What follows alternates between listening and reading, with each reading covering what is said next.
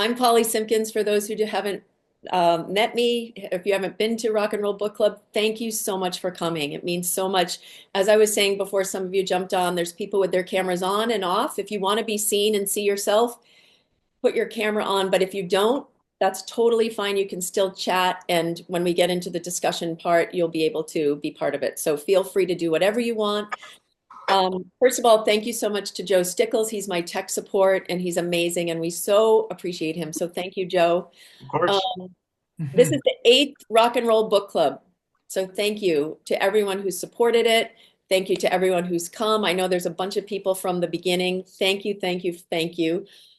We have a donor, a sponsor. That's something that's happened since the last book club, which is so exciting for us. Her name is Diane Brayley. She's an author herself, and she decided to sponsor the book club. So thank you to her. She has a new book out called The Summer Before. And if you go to mvyradio.org/book club, you can find a link to her website if you're interested in her book. And thank you to her for making it possible. I wanted to talk about just really quickly. Usually the next book club is on March 19th. And we're going to be reading Dream, The Many Lives of Fleetwood Mac by Mark Blake. He's a great, wonderful music journalist from the UK. I've already interviewed him. He's awesome. And it's a great book. It's called a mosaic biography, which I had never heard that. He actually taught me about what that is. And it really is just vignettes. He's interviewed all of the band members multiple times. He's also written about Pink Floyd, Queen. He's a really incredible biographer. But a mosaic biography is just like little vignettes about the band, stories that you might not know, all the songs. It's really incredible. And I'll be posting a playlist from the book as well in the next couple of days. Once again, I just want to say thank you to everyone who's come in and honoring this wonderful book. Once more, We Saw Stars by Jayson Greene, another incredible music journalist. And if you haven't been to book club before, what we do is I put together just a short video. And don't forget to mute yourselves too at this point. But I've put together a little video, which for people who have not read the book, that's why it's no problem if you don't read the book. I'll give you some background on the book, on Jayson, and then and then there's a few clips. It's about 15 minutes long. And when that's over, then we'll just open it up for discussion. Jayson's scheduled to be here, so he's going to join us. And again, thank you. We have people from Ecuador today. We have people from Sydney, Australia, and Cape Cod, of course, Rhode Island, and Chicago. So thank you. Wisconsin, Mary, I know you're from Wisconsin. So we're going to start the video and we'll meet back here. Just relax, enjoy your time, and thank you for coming.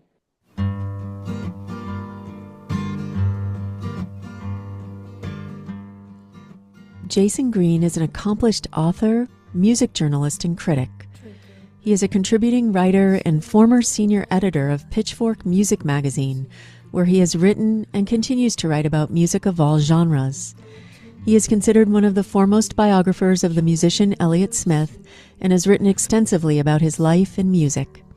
Jayson's debut fiction novel Unworld is set for publication on June 17, 2025. Jayson's heartbreaking memoir, Once More We Saw Stars, tells the story of the loss of his beautiful 2-year-old daughter, Greta. Jayson shares the story of how he and his wife managed to navigate their journey of grief, including how music played an important role in his process of healing. Jayson currently lives in Brooklyn with his wife, Stacy, and their 8-year-old son, Harrison. I had a chance to sit down with Jayson to discuss his book, and huge thanks to him for allowing me to record the video of our interview. That day he wasn't feeling well, but kindly allowed me to record just the same, so I could share it with you. And now, Jayson Greene.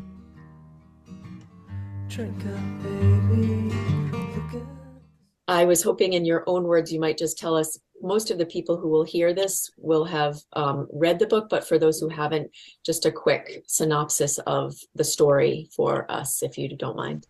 Sure. First of all, thank you so much. The story is that when my daughter Greta was 2 years old and about 1 month, she was staying with my mother-in-law, my wife Stacy's mother, lived at the time on the Upper West Side, and she and Greta were having a sleepover, and Stacy and I, my wife and I, were just having a sort of day together. And the following morning, when my mother-in-law Susan took Greta for a walk, they sat on a bench in front of a senior center where a piece of the facade on the eighth story suddenly broke loose. It fell 8 stories and it struck Greta in the head.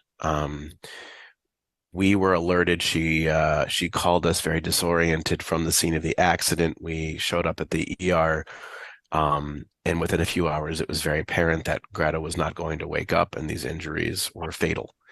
And over the next 24 to 48 hours, we determined that we would donate her organs to try and salvage some meaning out of it. She was our only child, and the blow was profound, metaphorically and spiritually, in our lives. And in the next 15 months of our lives, we sought to make some sense out of what had happened to us. Along the way, my wife became pregnant with our second child, and I began writing a memoir. And a little over, let's see, 4 years after the accident, Once More We Saw Stars got published. And it's basically a story of how we managed the transition in our lives, sought some sort of spiritual underpinning that could carry us through. And for me, at least, the act of writing down everything that became the book was very much connected to me readying myself to be a father to another child. I think that when something traumatic happens to you, and you are in a relationship, it happens to the both of you, it's anyone's guess in many regards how the two of you are going to weather that crisis. And I don't know that I'm wise enough to know what the variables were or even are, but I do know that Stacey and I relied on each other very much for solace. We really felt like we only had each other. No one else had lost Greta in the specific way that she and I had as Greta's parents, and therefore nobody else could really speak to the parts of this trauma that only we knew. I mean, everyone else was aware of the magnitude of our suffering and our loss given what had just happened, but we were the only two people who really were standing in the center. And I think that when these sorts of things happen, and I even had a moment of idle concern in the fog of the accident where I didn't know how Stacy and I were going to be able to cope. But in our case, it very much drew us closer together. We really relied on each other and on one another at all times. I think that while there have been moments where the two of us have not understood one another, just like in any long-term relationship, we've always been able to figure out what each of us needs. And it was never truer, I think, than in the immediate aftermath of the accident and Greta's death. Just wanted to do a quick record pull with you. Yeah. I found this Oprah Daily, this songs that helped you grieve. And it's kind of like songs in scrapbook form. So if I could just mention a couple of them on this list. So for those listening, this is a list published in Oprah Daily about it basically was you writing about different songs at different times in your journey, in your grief journey, or just in your life, that were meaningful to you. So just, you don't have to like belabor it too much, just a little bit, if you wouldn't mind. The first one is Love Comes to Me. Oh yeah, that was a song by Bonnie Prince Billy. Will Oldham is the name of the musician, really, and he records under a few different aliases, and that one is one of his most beloved. And it's just a beautiful music of sort of a grave finality. It has this gorgeous string quartet playing. It's sort of vaguely Celtic and ethereal. It sounds as if it's echoing over like a misty mountain, right? And all that could be intensely cheesy if you don't have the right taste, but he has an incredible, I mean, he's a genius. And that song played while Stacey was laboring with Greta. It was the first record that you're preparing. There's this amazing moment if you're lucky enough as a pregnant person to go through a sort of labor that progresses in nice even stages. There's time in the beginning. There really is time where something starts happening, but it's not overtaking the both of you yet. And you sort of look at each other and realize that this is the beginning of whatever it is. And so that was what happened with Stacey when she was laboring with Greta. Not so much what happened when laboring with Harrison, as I allude to in the book. That was a bit more like a 5-alarm fire type situation. There was no quiet contemplation and listening to music alone with that one. But with Greta, we did, and we sat in the dark of our apartment and we listened to this record. Which it very much sounds like it comes from some sort of beyond. It's meant to. And he's written a lot about in between states, in a sort of metaphysical way. His music often sounds like it's concerned with the beyond, and that record in particular, I think, is one of his most gorgeous and accordingly one of his most I don't want to say death haunted because that implies a certain darkness or fear, but it just feels very much like it's the music you might hear when you're moving through into an entirely new state. And so, it's always lingered. Stunning. Between the Bars is one of the first songs that you mentioned in the book. Speaking of hauntingly beautiful. Yeah. So that's by Elliott Smith, who has long been my favorite probably musician, living or dead. And I loved him when he was alive, and I was just devastated when he took his own life in 2003. And Between the Bars is a song that I kind of found my way to, and when you're a new parent and you're rocking an infant, like a days old infant, and you're in that you're in a completely out of your mind state, right? You're not, you prepared yourself to do that, right? Everyone has told you, and that you're not going to be sleeping, and you aren't, and you're just existing in this completely liminal state, and you're holding this child that you just met, and the weirdest shit comes to you, you were singing stuff and you don't even know, you're just trying to find something. You're rocking a baby for anywhere between 2 and how many hours. And this song that just kind of came to me, and it wasn't something I decided to sing. I just started singing this song, and I think because it has a very loping melody, I think that was really why I was rocking, and it sort of came to me out of the rhythm of my rocking and looking out the window in the middle of the night. It just felt like the sort of song you might sing. And I didn't give too much thought. And also there were lyrics that at one point they say the word baby in the first line, obviously, you know what I mean? It's not addressed to an infant, but whatever. The song itself, if you step back and look at it a little bit more critically and clearly, it's really a song. It's a dark song. I mean, Elliott Smith was a person who was unafraid of writing from a place of darkness. And Between the Bars is it can be read many ways, but one of the ways in which it can be read is sort of two lovers who are codependent and perhaps in a downward spiral together. They might be kissing between two bars of physical bars that they're going from one to the next, or one of them might be in jail. But again, it was one of those things where what I was looking at were the bars of her crib. And I changed some lyrics because as you sing songs and you realize you're repeating words into the ear of your child, some of them sound strange, So in particular, there was a lyric that said "stay up all night." That didn't seem like the kind of thing I wanted to be singing to my baby, so I changed it to "sleep through the night." But I say this, and this was sort of, it brought me up short, and it's a dark note to sound, but I realized after Greta had died that there was this line in the song, and it really. It rang in my ears with this portent that I had never imagined. And it was the potential you'll see that you'll never be. And I remember being stunned and frozen. And in the aftermath and the wide open grief, it seemed to me outside of a place of logic or reason that I had placed some sort of strange metaphysical hex. I mean, that's ludicrous, but Oh, I know. this is just to speak of the ways that you make these connections, or feel that you're making these connections. And then, when Harrison was born, I mean, that was Greta's song, and I do not sing that song. I can still listen to it now occasionally, but I did sing it to Greta every night. Let's move forward to Depreston, one of my favorite Courtney Barnett songs. That's so funny. Yes. I'm laughing because I'm remembering now what these songs meant to me and that I chose them, the reasons I chose them for. That one's a little bit funny to me because it was all about Stacy and me.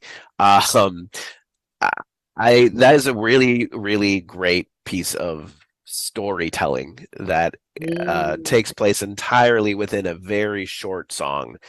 Very few people are able to craft such a precise and incisive mind state and freeze frame a scene with words like she has sometimes been able to. And I don't think she ever wrote anything that I found as profound as this song, which is essentially a very finely detailed story song about a person, presumably Courtney herself, going out to see a house that is for sale, that's further out from where she might have wanted to live, from where, the city center is, and sort of the sense in the song, particularly because it has this sort of low-key shuffling melody. It's pitched at the sort of sound of a drive. It has the feeling of a car ambling down and looking out the window, and she reinforces that with references to what she is or is not seeing out the window as she heads out. She notices that there aren't as many coffee shops, but Yes. we don't need all those fancy coffee shops. And so right now you're in the middle of a conversation between the songwriter and an implied other person. And they're in the middle of some kind of negotiation or conversation about what their lives mean to them at this moment and what they're going to prioritize. And clearly they're making some compromises, and they see this house, and it's clearly a beautiful house. It's big, but it contained the life of somebody else.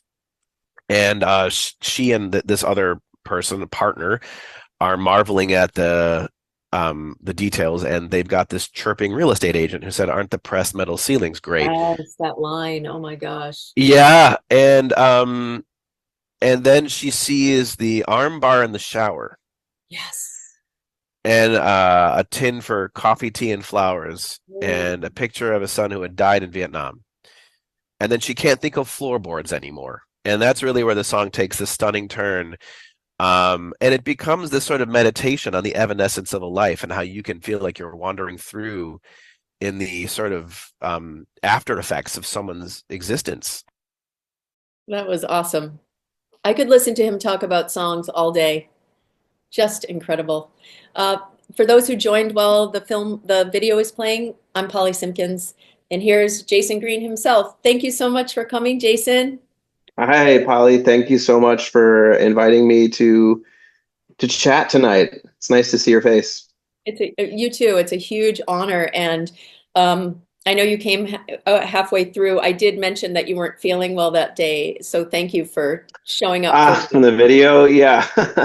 Yeah, but thank you, and we have people from Ecuador, from Australia tuning in tonight, and also around the corner on the Cape and Chicago and Rhode Island, and lots of people coming just to chat with you. So we've heard about the story for people who haven't read it, and we know you have a book coming out this summer as well, which I hope I you'll do. talk to. Actually, I should grab a copy of that here. I do have one handy, which is nice. Yeah, but yes, I do. Grab that. That's good. That's fun when you get a copy. I know, it just happened actually. So, yep. Oh, congratulations. Oh, thanks. Thank you. Yeah, I'm excited. But That's awesome. Well, I mean, I know there's people who want to chat. One thing I mentioned before you got on is there's people who have their cameras off because it's casual and everybody can do what they want. So, but I mentioned that they can also comment. So we can't see them, but if you wanted to turn your camera on, some people don't have cameras. So just know that everybody's welcome to jump in. And sometimes if there's too many people, we'll have people raise their hands. But for now, if anybody just wants to jump in and ask a question or chat. One thing I asked you during our interview, which I didn't have a chance to put in the video, was, and I know also it's been a long time since you've had the book, so thank you for unearthing those feelings and joining us, because I know that's not easy. There's a lot of people here who have shared with me that they are grieving now and have joined for that reason. Oh, Hillary has a question. Okay, go ahead, Hillary. Hello, Jayson. Maybe we're related somewhere. Yeah. Yeah, Greene with an I E. wonder. I'm from Larchmont, New York. But anyway, I was really fascinated listening. I audio booked it, so I listened to you read your book. And I was so struck by the spiritual connection you have to both your children before Harrison was born. And in the beginning, I thought I heard you say that you weren't very religious or spiritual. Was it a surprise to you? Because I certainly feel a connection to anybody I've lost. I'm a clergy person, but I've always had that faith that, they're there, they're okay, and they're caring for us in their own way, but we're still connected. We love them, but we see them no longer. Was it a surprise to you that you felt that connection if you didn't really have a faith-based? That's interesting. It's hard for me to be able to revisit the wreckage and figure out what it was that I decided to feel, if that makes any sense. There's a lot that just sort of comes upon you. And because something catastrophic has already kind of crushed your understanding, you don't have a lot of, or at least I didn't have a lot of judgmental thoughts about whatever. Like, and by that I mean that I'm not judgmental as in saying it's good or it's bad, but even having the judgment to say to myself, I seem to be thinking about this such and such a way, but I don't imagine I would have done that because I didn't grow up with religion, right? It didn't really occur to me on that sort of fundamental intellectual level, I don't think. I can also say that although neither my wife nor I were raised in a family that practiced any kind of religion, neither of us, well, I can only speak for myself, actually. My own family would never have defined themselves as being something so definitive as, say, atheist or materialist, where they don't believe in any kind of anything. So it's not like I was coming from a place where there was nothing and suddenly I was graced with a vision of what there could be. It was more like you don't know what you believe. You have these sorts of, I mean, at least if you're like me, I didn't know what I believed until this sort of catastrophic event happened. And then you quickly realize, oh, I'm a person who needs to remain in contact and a person who needs to believe that there's an open conduit and to feel its reality. Yeah. I guess that was how I would be able to. Yeah. I hope it brought you great comfort. I find it brings me comfort. And also, I just love how it tied in your whole book, especially, once more, we saw stars. So thank you for sharing your story. And you did a great job narrating your book. Wow. Thank you. I appreciate that, Hillary. Cindy? Hi, can you hear me okay? Mm-hmm. Your book was amazing. It was so detailed. I felt I knew Greta. And one of the things that I thought of as far as songs go is John Prine, I Remember Everything, because oh my gosh, you remembered everything. That's sweet. And as I was reading it, I was so impressed with the detail of her. And even though she was only 2, oh my gosh, what an amazing early childhood special ed teacher, but what an amazing little girl. That's beautiful. And you brought her to life. And I just really, really appreciated that. And it was an amazing book. Tears all the way, but thank you so much for writing it. And I've shared, my sister actually lost a child when she was 3.5, and So sorry. Different circumstances, but it's just so important to have those. I don't know how you did it. You're obviously an amazing writer, but did you keep a journal of her, or did you just reflect, or how did you do that? I mean, I think that, thank you, first of all. I really appreciate those beautiful words. And also, my heart goes out to your family and your Thank you. sister. I'm terribly you. sorry. Thank you. In terms of my own journaling, I wasn't a very regular journaler at that time in my life. I have since become much more so. But when Greta died, I just remember what basically became this book was this instantaneous desire to start writing everything I could think of down. And that included, a sort of compulsion, of course, for me to feel that she wasn't disappearing from my memory as well as my life, was to, write down everything I could remember about her as it was occurring to me. I think that as the time went on, about 6 months after she died was when, if you're reading the book, there's this point in the narrative where we go away for this weekend to Kripalu in Massachusetts, which is this spiritual center. And we have this sort Yes, of I remember that. Yep. remarkable experience with the leader of the group, David Kessler.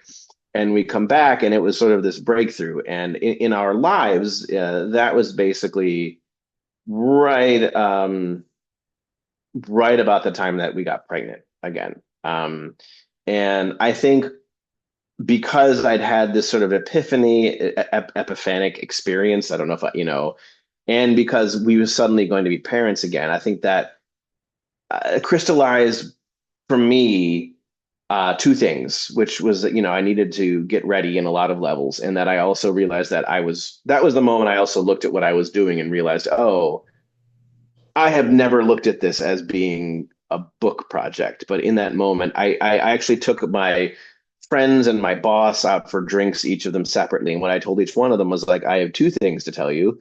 One is that I'm writing a book, and two is that Stacy's pregnant. I kind of said them both in the same moment. And I think that because that all happened, and it was such a super saturated moment of life, there's so much emotion, right? And I'd already committed to writing everything down. And so then I started going through all of our old videos. I texted our friends, it was a very coherent. It wasn't like all of those details that you read in the book were just there for me at my fingertips immediately. It was sort of like a excavation that happened over time, over the 15 months in which I was writing it. One thing I wanted to mention was just, I feel like the book was and I said this in our interview, but I didn't get a chance to share it either, but it was such a love letter to Stacy. And you talked a little bit about in the clip about being like, some people make it through something like this and some people don't. But for Yeah. you just clung to each other. And one thing I asked you was how you had such detail about her and her. It was almost like you were inside her head. You were so close to her in that one scene where the memorial service, and just how you talked about all the people coming in and just the sharp like knowing of her and how she gets up to speak and you didn't think she was going to. So I was just wondering how, and it's kind of along the same lines, but the detail, I guess when you know someone that well, you know someone that well. Yeah. And I mean, this was a collaborative effort. I mean, I wrote all the words, but I lived with the person to whom this happened. And unlike maybe some people whose memoirs are written exquisitely, excruciatingly privately, and then they emerge from their den or, from their solitude a year plus later to reveal what they've been working on to all of their loved ones and family members, right? And that has to process their shock and consternation or whatever it is. I was writing this and sharing it and writing it and sharing it. And I mean, like, I would sit down at a coffee shop in my neighborhood because that's where I still do most of my work. I don't have like a dedicated office space. I'd be sitting in some coffee shop in Brooklyn. I'd be with my headphones to blot out everybody else, and I'd be writing, and I'd have a breakthrough. I'd write a scene, and I'd sit back and look at it, and it would be several paragraphs, say, about Stacy's mother. And while it was still fresh, I would send it to Stacy's mother, and I would say, "Hey, this is what came out today. I just wrote this. Tell me, please, what do you think of this?" And then she would tell me her reactions, and luckily for me, I can say no one said, "Oh, well, hey, now that's not at all what it was like." That didn't really happen. So because of that, again, everything you're reading in there, I mean, Stacy read that passage, right? And I talked to her, and then she would give me, well, I thought this, I felt this, and then that informed what went in. So yeah, I mean, it was told from a very inside place, probably more than anything else that I certainly hope to ever write in my life again. It was written in this very intense, sort of cocooned inside of a family. Um, is my first book as well. So there is this sort of lack of self-consciousness that you naturally attack a new endeavor with on top of all of that. So And welcome. There's still people joining. Hi, Scarlett. Hi, everyone. Thanks for coming in. We have Jayson Greene here. We had a little film at the beginning, and there's people who have their cameras off as well. If you guys want to chime in and ask a question or whatever, please feel free to. How is Grandma Susan since all of this happened? yeah, thank you for asking about her. Graham, she is still a part of Harrison's, if not daily, weekly life.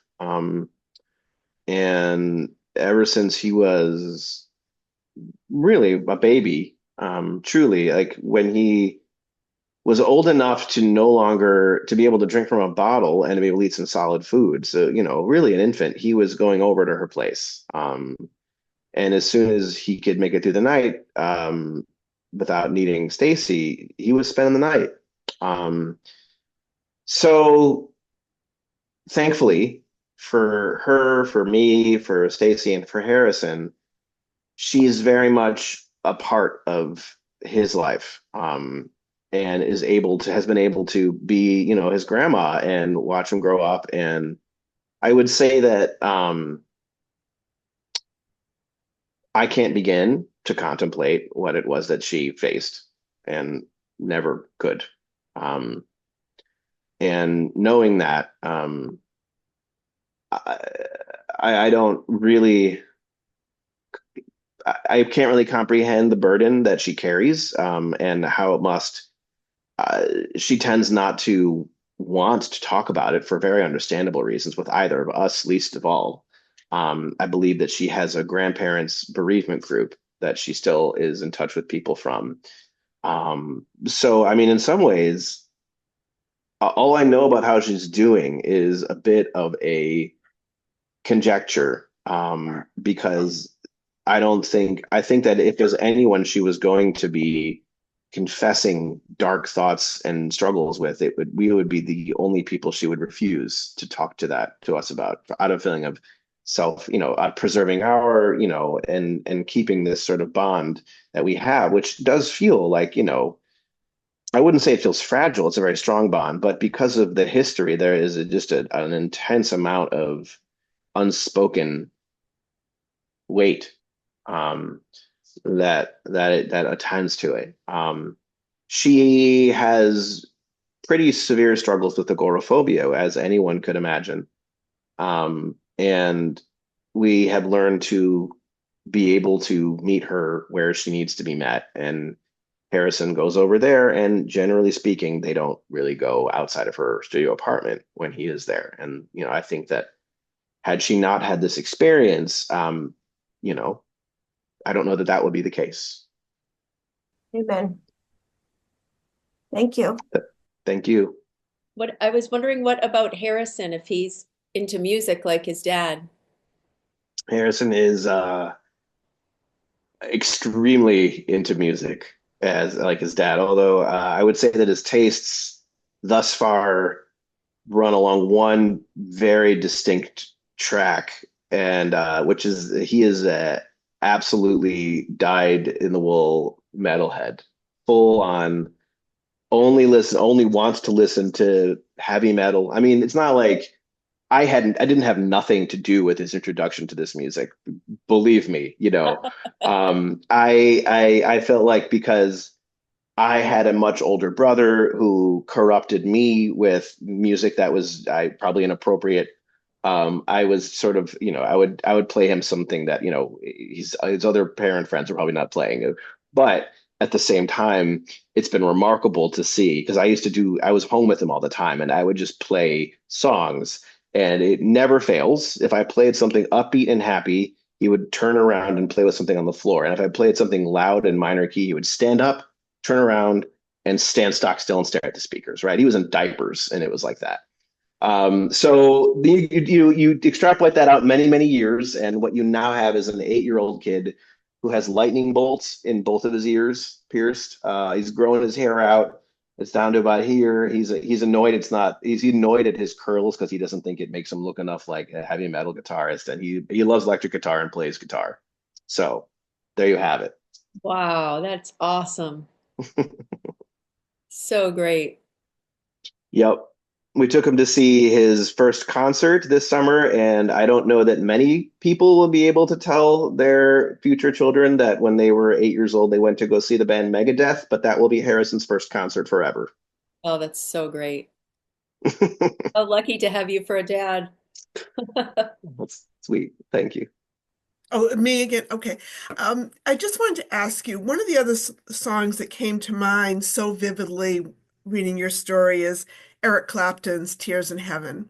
Mhm. And I'm just wondering if you've related to that song and Eric Clapton, what he had gone through, and it just, it was a time when it was nearer the time when my niece had passed away, and that song just, it made my sister and her husband kind of connect with somebody else who has lost a child, Yeah, and it's such a beautiful song. It's such a hard it song to is. listen to, It but I is. was wondering about your thoughts on that song. Um, I agree. It's difficult to really, I mean, it's difficult triggering it, to listen to it because it is, it's so plainly and purely about a bereaved father's grief, in a way that almost nothing is. You know, people don't tend to make songs like that and if you are moved to, there are even fewer people that usually are interested in hearing because of how intense it is. And so to have this song that is like a ballad that has now survived, it's like I feel like it was the middle school dance, slow dance song when I was in the Absolutely. 90s, in the nines, growing up in the 90s. Right. Um, it does actually, people have said some version of, I don't know how you wrote that to me, but I do have a similar sort of feeling about that song where I'm like, I don't know how he wrote that and performed it and made it into a worldwide standard. And, you know, Yeah. yeah, Thank you. for sure. Hi, I'm Scarlett. Hi, Scarlett.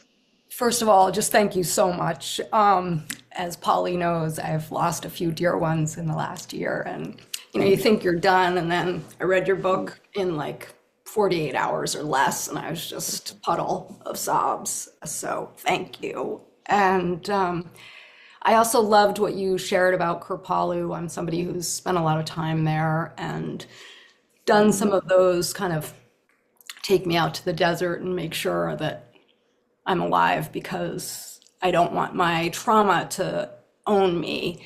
And I just wondered if there's, more that you've done or something out of the meditation that has continued to, be really rich for you, like that specific aspect of it, your practice, I guess, if there's anything you'd share.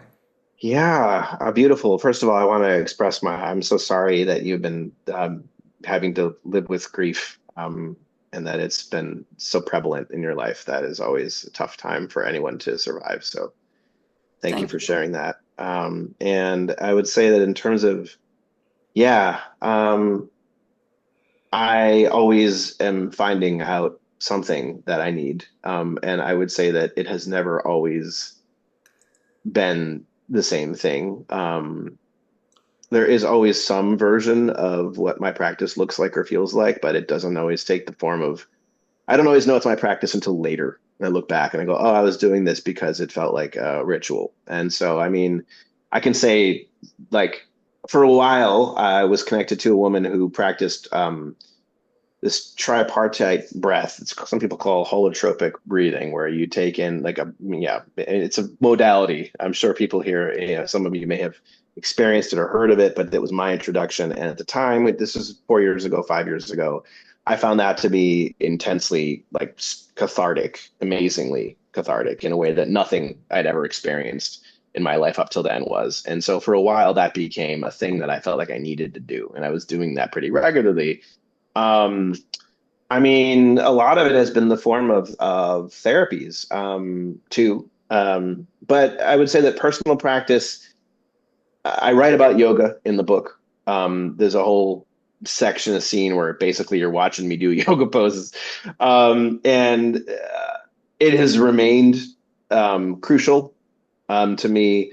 I think everybody finds the thing that puts them in touch with whatever's living inside of their body. Some people run or go to the gym or what have you. But I think that for me, that is the way that the body is the conduit for me, not to get trapped in thought loops, which are usually what bring you to trouble. And so physical practice has been a constant. I'm always humbled and reminded every time I lose track how fucking important it is and how mad I am that I didn't do it X number of days and get back into it. So I would say that that's crucial for me. I mentioned therapy is, the holotropic breath person was a sort of therapist. And I, in the past few years, and in actuality, I went down this path because it was of interest to me in my novel that I have written. I started exploring a different modality that I'm sure now it has become. I feel like it's become really prevalent. That's IFS, which is the Internal Family Systems therapy model.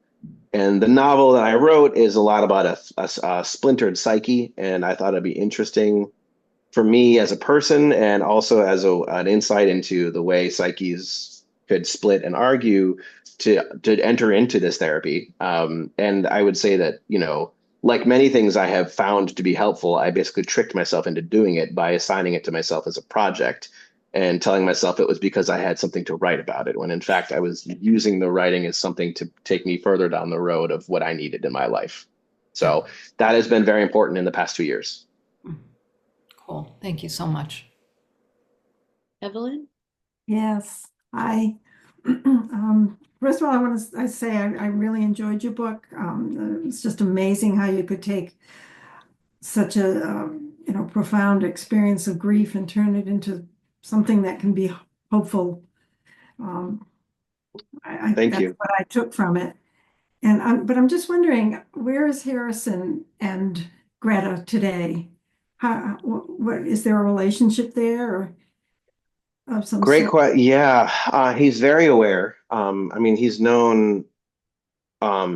He's known about his sister ever since he was born. And then at some point in his childhood, I distinctly recall the night he asked me, "Where is she?" And he was 3, and so I remember telling him then, and actually that was around the time the book came out, was when that conversation was about to happen. And so it's been beautiful and sad and fascinating to be witnesses to our son's process. He'd write things about her in kindergarten. And in the past few years, we have started, well, we've always actually, I mean, every year, but it's become more and more of a thing where her birthday is an important day in our house. We celebrate it, we make cake, we celebrate her birthday as a family, and he knows that. So yeah. But other than that, I mean, what do we know of the private grief of the people we love? Always, you don't always know. Mm. Yeah. That's another book, I guess. That's what I was thinking. Thank you. Would love to hear about your new book, Jayson. Oh, sure. Here it is. I'll hold it up. It's called Unworld, and it is fiction. I had never written a novel. which is maybe why it took me 6 years. But it is a lot about the themes that Once More We Saw Stars explores, but I would say it's through a glass darkly. So it envisions a new type of paradigm of a world that people live in, where it's speculative, kind of. It takes place in a world where people can upload their consciousness, and then that consciousness can talk to you like Alexa or Siri might. And that is your Alexa and your Siri. It is you, a little thought bubble talking back to you, right? And so we're not even that far from that anymore. When I started this, it was a very outlandish concept that people said, wow, that's really out there and wild. How'd you think of that? And now it's like real, not even theoretical, like it's just out there essentially. The latest ChatGPT can learn your personality in 2 hours. And so it's basically what happens in a world like that, and something shattering is introduced into a life. And I won't say much more about it than that. There are 4 main characters, and it's sort of taking stock of a catastrophic loss and what happens to this family and this group of people. So when I say it's, it still deals in grief, but it is, I would hope that reading it, after reading Once More We Saw Stars, it's almost like reading a dream that was happening to the characters inside of the memoir. It feels like it's abstracted, it's cloudier, it's murkier, and yes, it's the way fiction you can tell more uncomfortable things. I mean, as remarkable as that might sound for me to say after having written this memoir, what I shared in that memoir was stuff I was very comfortable sharing. It was very straightforward and clear cut to me what I meant by it and what it meant to me. And what's been fascinating to me about this novel is that this is all the stuff that I don't know how I feel about, and it's in this. And it's out in June. Congratulations. Is that you? Thank you. I know you went to Bennington, and that's how you met Suleika Jawad. And Yeah. Is that the book you started writing at Bennington? It was. So I was probably one of the only people who was in that program who had a book coming out on a major publisher. It was a very strange situation. Most people were there because they had always wanted to be in a position where they could write a book someday. And I had written a book, and then I was back in school to try to start all over again in fiction. So it was a funny exercise in, I would say, ego and humiliation, which is exactly what you need to keep you, because people were being like, oh my God, I heard you had a book coming out. And then you would bring this thing that you labored over to have 9 people shit all over it endlessly and tell you how they would have written it and how it needed all this fixing, right? And so it was super important. I would never have been able to learn or to make myself do it, because what I learned about fiction, what makes it beautiful, is that it's way more incomprehensible and mystical than writing nonfiction. It comes from someplace, I mean, that I think the only way to write good fiction is to write stuff you imperfectly understand. And that was a fascinating thing for me, to let go, and to feel myself let go, and to truly create in a different way. So I'm very proud of it. I'm very excited. Yeah, like I said, it's one of the things where I'm not so sure what this book says about me. That probably means it's good. Right. Yeah, I imagine you'll be talking about it quite a bit with your press tour. And starting out probably in the spring, there'll be chances for me to talk to people about what it all means. But yeah. Awesome. Anybody else before we wrap up have a question or a comment?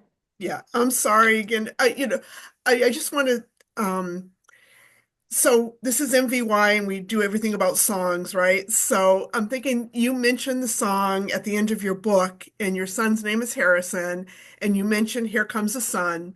And I just thought that was such a poetic, optimistic, I don't know, it made me cry like most of your book did.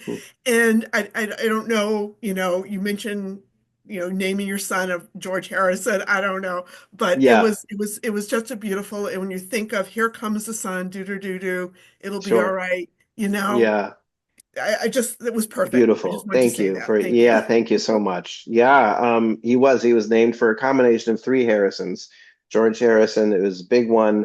This is a much more esoteric one that only means something to a very select few people. But I used to work in classical music, and there is a West Coast hippie named Lou Harrison who composed a lot of music for gamelan ensembles and influenced a lot by Eastern tonalities as well as belief systems. And he was just this glowing, beautiful man and with a white beard who looked like Santa Claus. And he was just a lovely human. And his music radiates this kind of calm and peace. And so I was obsessed with that as well. And then I'd be remiss if I didn't say that Stacey is obsessed with Harrison Ford. And so that was in the mix as well. That's so great. I love it. Are you continuing to write for Pitchfork, and what is that relaxing for you to write about music now, having written a novel? It's nice to go back to something that I've done for a long time, because it does feel a bit like, oh, these muscles are there and I've developed them, from just years of doing that. And that's all I did for 10 years, yearning to write other things and hoping someday I would, but mostly for 10 years, all I wrote was reviews and features and stuff about music. So I haven't really in quite a while. Very sadly, Pitchfork experienced massive layoffs last year, which meant that it is I don't want to say it's a shell of its former self, because the people who are still there are putting out fantastic content, but there's only like 3 of them. And so it's been a little sad to me to see, that they don't have a person there whose job it is to edit a feature article anymore. They don't have that person. They just don't work there.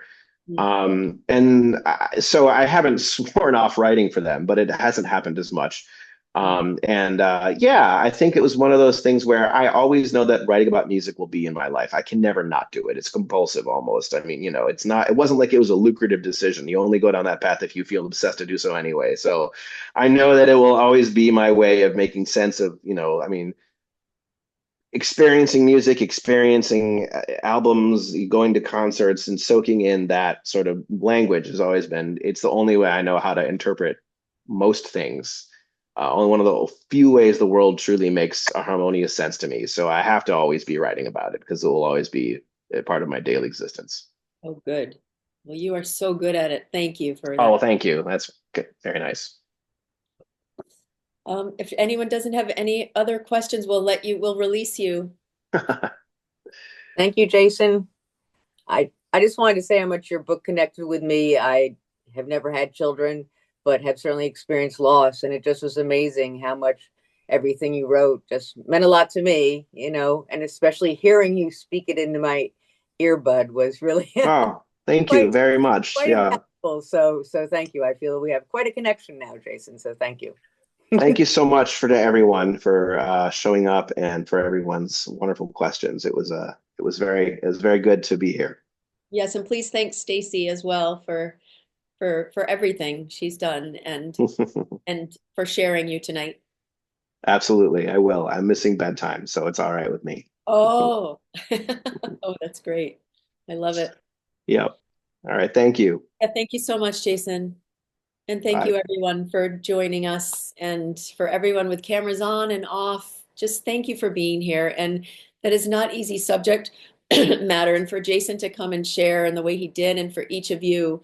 And I know it brings up a lot. And I know there's many people who didn't get a chance to speak who are grieving. And Jayson, you just brought such peace and actual joy with your book. And we are so grateful.